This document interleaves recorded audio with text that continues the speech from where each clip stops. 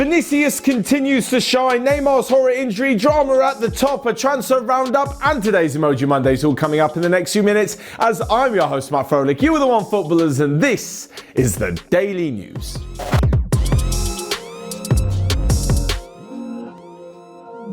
So first off, and if you haven't already joined the Vinícius Jr. bandwagon, you better start hopping on because the guy can do no wrong.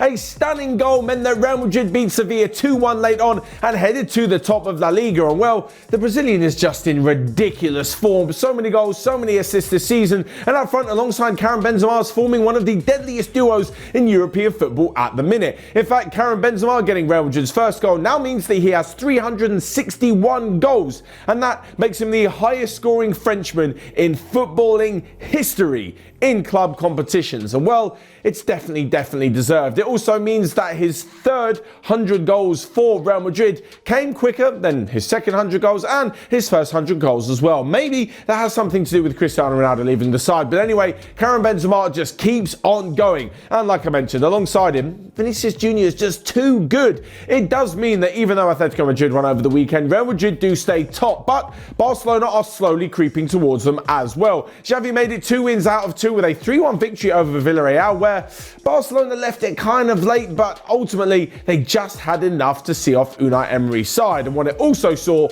was Philippe Coutinho getting back on the score sheet. Been a while since he scored for Barcelona, and his last-minute penalty put the icing on top of the cake. But when it comes to the way they played, Barcelona was sort of in and out of the game. They had good spells, they had bad spells, but they're obviously still adapting to the way that Xavi plays. And you can't help but think a game like that under Ronald Koeman, they might have lost. They might have certainly not won. But 6 points out of 6, and it's been a good start for Xavi, of course. Moving on though, and actually we're talking about one Brazilian wonderkid in Vinícius Jr. and a former wonderkid, because now he's just an absolute superstar, and it's Neymar and that shocking injury for PSG over the weekend. I wasn't actually watching the game, got sent a screenshot, you've all seen it, that one with Neymar's foot stuck under the Saint-Etienne defender in their 3-1 victory.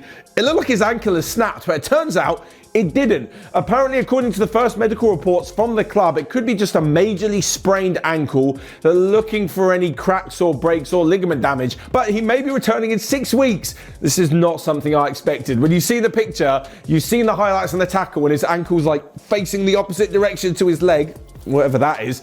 It looks like it's definitely not a 6-week injury, but maybe Neymar is gonna be back for the knockout rounds in the Champions League.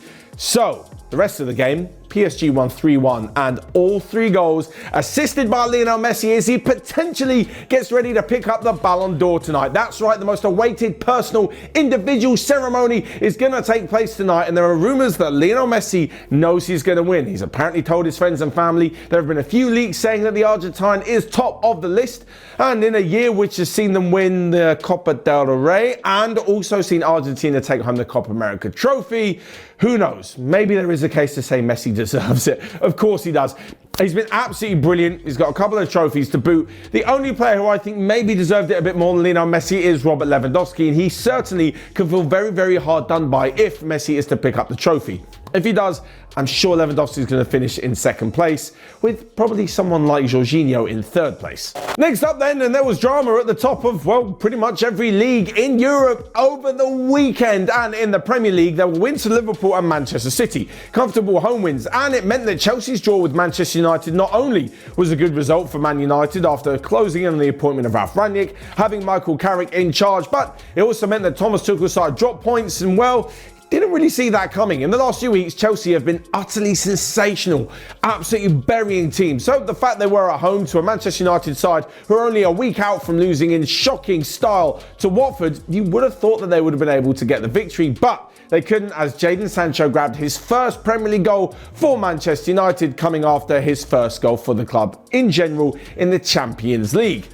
What it meant for Chelsea, though, is that they just could not manage to get those 2 points. And like I mentioned, Liverpool and Manchester City are breathing down their necks. It is definitely, most definitely, even though we're just over a quarter of the way through the season, those 3 who are going to be fighting for the title. And that means that there's only going to be 1 spot left to get into the top 4. And at the moment, it looks like it could be absolutely anybody's. Elsewhere, though, around the rest of Europe, and Erling Haaland did what Erling Haaland does, which is score a goal. He was supposed to be injured for a while. Came back, and on his 50th Bundesliga appearance, grabbed his 50th Bundesliga goal. The guy's an absolute freak. Anyway, Dortmund won, but so did Bayern Munich, and actually in doing so, with Leroy Sané's goal of the game, it meant that Bayern Munich have now set a new record for league goals in a calendar year with 102, and they've still got a couple of games left to play to absolutely obliterate that record. And, well, it looks as though at the moment, unless Erling Haaland does it himself, no one is going to be beating that team record. Elsewhere, though, and in Serie A, Napoli absolutely smashed Lazio to extend their lead at the top as AC Milan lost, and so did Juventus.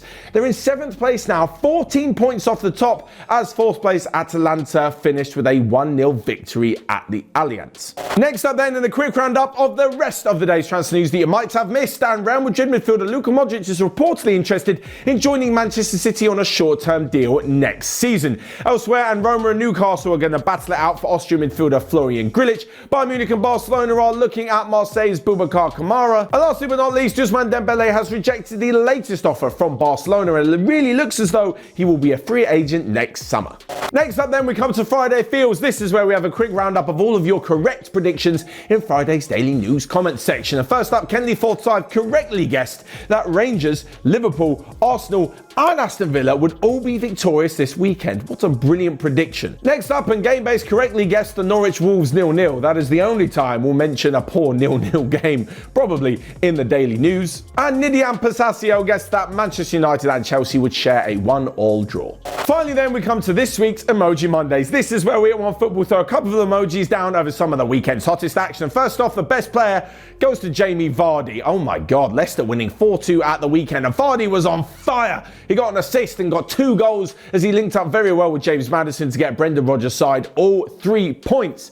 Next up, and the best result goes to Hoffenheim, who won 6-3 over Fürth this weekend. Ridiculous scoreline. And last but not least, the crazy moment of the weekend goes in the Portuguese league to Benfica. I don't understand how this happened. Benfica were facing off against Belenenses. I always get this name wrong. Anyway, the opposition, due to a COVID outbreak, could only start the match with 9 players, 2 of which were goalkeepers, meaning that one keeper had to go outfield. Anyway, for some reason, the game went ahead. Benfica started with the regular 11 players that you're supposed to have on a football pitch. Were 7-0 up by half-time. The opposition came out in the second half with only 7 men. Another one went down injured, meaning they had 6, meaning the game had to finally be abandoned. The fact that that was allowed to happen in the first place is absolutely farcical and definitely gets the crazy moment of the weekend. That's all from me then. Check back tomorrow for loads more OneFootball content.